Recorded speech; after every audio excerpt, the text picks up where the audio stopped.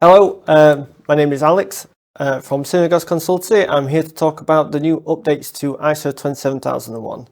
Just for a little bit of background on Synergos Consultancy, we are a consultancy that assists business with accreditation and certification to standards. This is ISO and other standards in tech, health and safety and the environmental fields. So some of the key changes, so we have a new management system, we have Annex A security control changes, and we have a transition period. So we have a transition period laid out for accreditation for 2013 and a transition date for where you have to be accredited to 2022. So as you can see, all of the management clauses have stayed the same in the system. They have been refined and defined in the Annex A, and the Annex A has some more management areas that really businesses need to take on board to be accredited to the new standard. They have also condensed the four Annex controls, the original Annex controls into four Annex controls in the business. So that means you have a wider area to look at per section, which really gives you an all-encompassing view of what you need to do for the standard. So some of the key areas, we have 93 controls now. Some of them have been split up. We've also got some divided and merged. We've had some renaming, but really it's just bringing it forward into this kind of decade era of security and where the industry is moving forward. So some of the new controls, we have organizational controls. So threat intelligence is really about getting a business really involved in the cybersecurity landscape, understanding what risks are out there for a business, and really analysing the methodology of those attacks and mapping them and how they would attack your business, but also how you detect them attacking your business and getting a general idea of the threats out there and how they're going to affect you. Cloud services are just a fundamental part of businesses nowadays. Most businesses will use Microsoft 365 or Google for their cloud storage, and it's understanding the controls around accessing that, not just physical assets in the business, and really separating that out so you have a better understanding of the different controls you have in place and how you manage those areas. And then ICT readiness is around a bit more about business continuity, but around how you are really prepared for these attacks. But also, when you are disrupted, how stable is your system and how strong is your system under these attacks and how is information secured. And then we have physical security monitoring.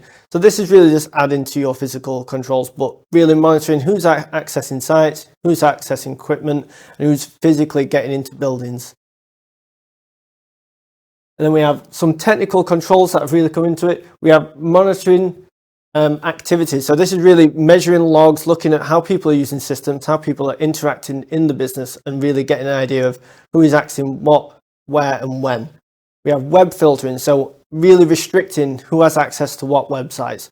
Web filtering hasn't been a part of the controls before, but it's common practice for a lot of what businesses need to do to really be secure. And you wouldn't really know that you're not doing it or doing it because a lot of businesses really turn a blind eye to this. Secure coding, so understanding how your coding is secure, how it's managed, and how you're making sure that it's technically controlled and really enforcing that as a business. And then we have data masking, so that's protecting your data, understanding how you are securing your data, how you are maybe putting duplicates or fake data in places, repositories, just to really, bait people into trying to access that when it's not really the real core information. Leakage prevention, you'll have seen this in maybe information classification a little bit. So it's around how are you controlling how data gets out of the business? Do you have controls on how you communicate it? Do you have controls on who can access it? How would you track data if it did actually make it out of the business and it's not supposed to? And then we have information deletion. So before understanding, you have disposal and destruction, but this is specifically around data and information, how that is deleted in the business. Now you manage that deleted. So for example, if you're using SharePoint, you will have deletion. You can go through and delete the file, but some people might not know that SharePoint actually holds that data for 90 days after you've deleted it. So the data has not really gone through the system until an administrator has actually accessed it and removed it. And then configuration management. So this is around having standard builds for laptops, pre-builds, rollouts that you have for mobile phones, understanding that you have specific specs that are required on all configurations where applicable in the business and really making uniformity across the business. So another summary. So we have two really key areas that haven't been a part of the standard. So the first part is standard operating procedures for information processing. So information processing facilities aren't really managed. You don't really have generally a process on how you should be accessing them or how you should manage accessing them. So you could have a wide array of processes. You could design a lot of things to really apply to these facilities, or you could have a really robust single standard operating procedure on how you access this. And then IoT is a core fundamental of cybersecurity and has been missing from the standard. And it's understanding that all endpoint devices in the business really need to be monitored, measured, and looked after in the business and really configured. And this goes back to the configuration on the prior slide, where you really have managed systems on every part of the business. And it just really gives you a nice, robust level of security. So now we have the transition period. So the old 2013 version, you can still get certified to it by the end of October this year. You will have to certify to the new standard by 2025 in October. And realistically, what most businesses should be looking at is where are they now, when is their next audit, and when can they transition by, and what steps they really need to take. And then finally, we've just gone through some slides. We'll take this over to the couch and go through some questions and answers with Lucy. Hi, thank you for watching Alex's presentation, and I hope you really enjoyed it and got some really interesting points from that. Thank you very much, Alex. So we've got we've got quite a few questions that have come in from the audience that I'd like to ask you. So let's go with the first one. So how long does it take to get the ISO 27001 certification? So it really depends on a lot of areas. We always estimate around 6 months, but it depends on what accreditation body you're going with and really how committed you are as a business to getting this accreditation. You can, with the correct time frame, go through it within 4 months. It can take a year. It really depends on your commitment to the standard and how much you really want the standard, how much time you can allocate, because it is a very large standard to really take on board as a business. It changes a lot of key features. It'll bring up areas that you haven't considered. You'll have to revise all of your security controls, how you manage people, processes, really the PPT, so people, processes, and technology in business. So you'll be looking at each areas, how people work. So for the new standard, threat intelligence is a people-focused aspect, and then you have processes, which is around your operating procedure for information processing, and then your technology, which is your IoT, which is your controls around all of the devices in the business, which for some businesses it can be a lot to take on board, and some businesses are more than adept at picking it up quickly. Interesting, thank you. So just moving on to the second question. Does ISO 27001 cover cybersecurity? Yes, it does. It's not. It encompasses a wide area of cybersecurity. It really gets you thinking about cybersecurity as a business. It makes you have processes around all key areas such as password controls, mobile phone management, device management in the business. Really brings into light risks that you might have a business from a cybersecurity aspect. It lets you look at how you'd handle incidents, your business continuity. It's really a really good, robust standard and a good area to really cover a lot of ground around security. Interesting. Thank you, Alex.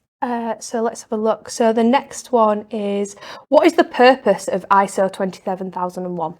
ISO 27001 is to really standardize your practices as a business and show evidence and have, as before, the PPT showing your people, process, technology. It's about having processes and everyone on board with security in the business and really hitting key areas of a standard, such as supplier management, human resource management, how you handle all of your assets as a business, how you report incidents, and then your improvement on security, your constant improvement. It's really just a nice across the board rollout for a business to really bring up cybersecurity and bring them to a very good level of security. Fantastic. Right, this is a good one. So what does ISO 27001 require me to do? 27001, it requires you to really take part in the process. It requires you to look at the standard and understand how this fits your business, what areas are applicable to your business. So as part of the standards that are around remote working, physical access, and really understanding how your business fits with the standard and how it applies to you. But it's really making sure that you have the good practices, the good standards, the good operations in the business to ensure that your security is at the forefront of everything you do. Right, thank you. And so let's have a look. So the next one, does ISO 27001 cover GDPR? It does not cover GDPR specifically, but it does help assist in managing information and how you share it and how you control it and what information you gather. So there are areas around communication, information classification, which is what you can do with that information you share it out. It does not align completely with GDPR, but as a consultant, I always tend to try and make it align with GDPR because it just saves a lot of work as a business. It saves a lot of bulk and overflow for the business. There are still some areas that you need to bring up separate from 27, but a lot of it can be managed alongside it. Right, thank you. So I think we've got time for two more. So let's go with, how much does ISO 27001 cost? This really depends on a lot of factors. So you have auditing bodies, it depends which one you go with, the pricing around that, the time frame you need, the size of the business you are, how many staff you have, and generally, are you having a consultant assist you with it? Are you going by your own? What controls do you have in place and how much you need? It's a very hard question to answer without having knowledge of a specific business. So it can vary from £5,000, for example, and you could be going up to around 80. It really just depends on the size of the business and what needs you have, really. Thank you. Right, so the last question is, how do we transition? So transitioning, if you already have a standard, you would just contact the cert body and say, we want to transition at our next audit. Then they would inform you if they have individuals ready to certify to the new standard, and then you would need to go through the new controls, assure your SOA, for example, is compliant with the new control layout, and then go through the areas that are of the new system and areas that are removed, and just assure that everything you have recorded and dated does align with the new standard. And there'll be areas that you will not align with at all because they are brand new. Threat intelligence, as I keep going back to, is a very important one. Operating for information processing facilities, brand new areas. So you really need to look at your business, what you're doing currently, and view how the new controls can be fitted into the business. Really understanding the controls. Because they are up to interpretation, it depends how in-depth you want to go to meet that area, but realistically, threat intelligence asks a lot of a business. It's not going to be a very easy thing for someone to really lazily tick the box on because it requires constant input from the business into the threat landscape. Brilliant. That's really interesting. Thank you very much, Alex. Thank you for myself at Synagos for attending this webinar. You have anything? Yeah, so thank you very much as well. And if you'd like to contact us, if you've got any questions, just use the contact details on the screen now. And don't forget to scan the QR code on the screen as well for your complimentary 30-minute one-to-one transition session with Alex himself. Yeah. Thank you. Thank you.